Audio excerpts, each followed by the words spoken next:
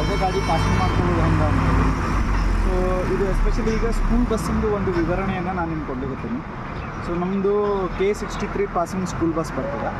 So ಈ school ಬಸ್ಸನ್ನು renewal ಮಾಡಬೇಕು, ಅಂದ್ರೆ ಟೈಮ್ ಟು ಟೈಮ್ ರಿನ್ಯೂವಲ್ ಮಾಡಬೇಕು, ಪ್ಲಸ್ ಮತ್ತು ಟ್ಯಾಕ್ಸ್ ಎಲ್ಲ ಕಟ್ಟಬೇಕು. ಸೊ ಟ್ಯಾಕ್ಸ್ ಕಟ್ಟಲಿಕ್ಕೆ ನಿಮ್ಗೆ ಈ ರೀತಿ ಆನ್ಲೈನ್ ಒಳಗೂ ಕಟ್ಬೋದು, ಪರಿವಾಹನ್ ಸೇವಾದೊಳಗೆ.